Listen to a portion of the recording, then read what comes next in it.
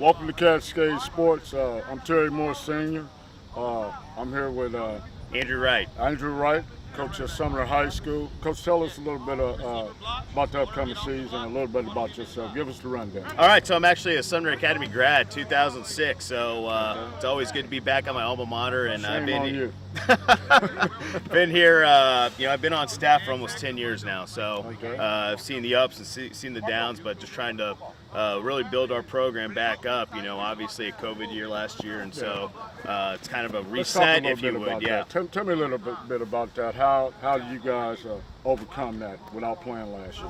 It's difficult. I felt bad for those seniors. I felt really bad about those seniors last year losing the season, and so these juniors that are seniors now, they really saw that season get taken out. So they're not really taking anything for granted. Every day they just know we're still battling COVID, so trying to be smart and understand that there's some teams already that have been canceled. Every week. Sure. So we just have to be conscious of that, but really not taking anything for granted is probably the biggest thing. Kind of day-by-day process. Day by day, that's right. Okay, you got Washington this week. What do you got for Washington? Washington's always good, man. Cam always does a great job over there. They've got speed. They've got talent. They've had our number for a number of years. So we just, what we have to do. I think the one thing we have maybe on them is we played last week. So nothing simulates game action. We can practice fast, but until you get there, those Friday night lights, man. Speed. Those Friday night lights, those eyes are really big. So our kids kind of experienced that. That was the best thing that came out of the Ward game, honestly. Win or lose, we just needed to play. Yeah. We just needed to play. And Ward's not in the district, so No. that was kind of like a non-conference. That's game. right. So it really doesn't work forward to winning the inter-city championship. Sure. Okay, Coach, tell us a little bit about your background. Where you played, where you were to college, what you majored in, things of those nature. Okay, so 2006 grad here at Sumner Academy. Then I went to the University of Kansas, and then Rock Chalk. That's right. Rock Chalk. Man. And then obviously being back here, I've been on staff since 2009 with Todd Wassman. So I was on staff when we won our last playoff game over at Baser Linwood. So we've had a lot of good players come through the program.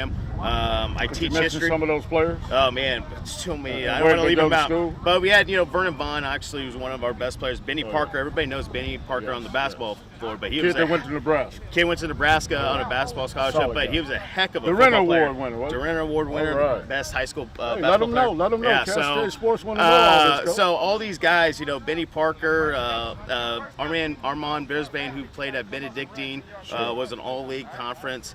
Terrell Saffold, who was a all-league defensive back, who played at Butler, played at South Florida. So we're just trying to get these kids back, and I think overall we're going to be getting these kids back, hopefully. So. Okay, Coach. We know that Sumner Academy has been around here for years. Yes. My dad graduated. Yes. In the 50s, but they've always had a pretty good program here, and I've seen the years when it changed over into the academy. Right.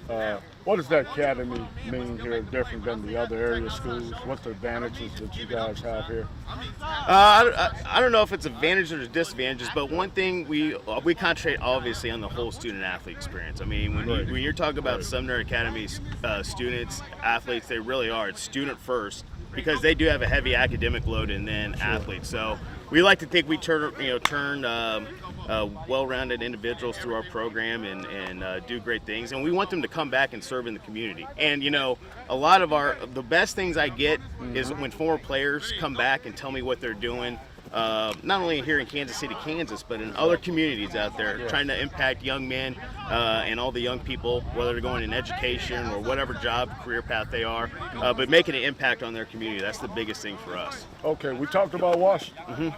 But you guys got to play Sligo and the Dot. Yeah. So what do you think you guys going to pan out this year in the City League?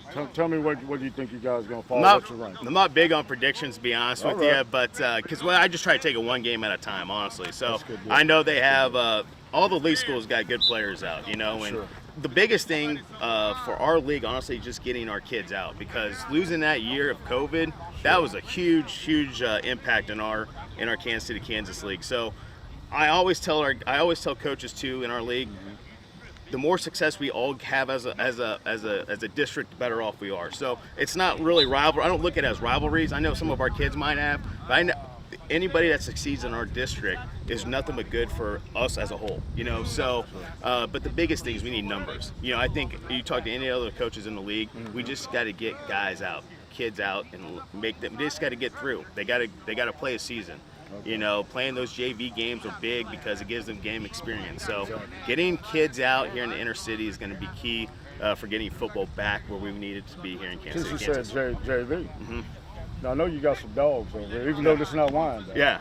Now tell me about some of your star players. Who are some of the players we should look forward to watching this year? So, you know, again, like I don't like singling out, but we had a couple guys, you know, Antonio Harrison had a heck of a game Friday night against Ward. You know, I think he had 12 carries, 148 yards, running back. Okay. And then obviously Cameron Johnson, our quarterback, and then Ricky Brown, who has the most experience out of anybody coming back. He played a lot of time as a sophomore receiver. But I really do think the strength is our offensive and defensive line. You know, we've got size. We don't have as much depth as we need, but having the big guys up front is going to do wonders for us, hopefully later in the year. And one of my biggest predictions, I think we'll play our best football, honestly, in October. You know, we just got to get the reps. You know, you kind of sound like Kansas City Chiefs now. Yeah. You know, they went out and got a new line for my They had to, though. All right. You never want to see that quarterback running for his life, that's for sure. All right. Coach, we really appreciate your time. I'm running a couple things by you. We're starting a City of Fountain. Okay. Associate organization, the Coaches Association. Okay. And I think your guys will really be a well fit for that. Sure. And we'll continue to keep in contact with you guys, watch your progress for this year. Absolutely. And keep in touch. And I hope you guys win this year. Yeah, absolutely. I appreciate everything you guys are doing for the city. Thank you so much. Appreciate it. All righty. This program is brought to you by the City of Fountains Coaches Association.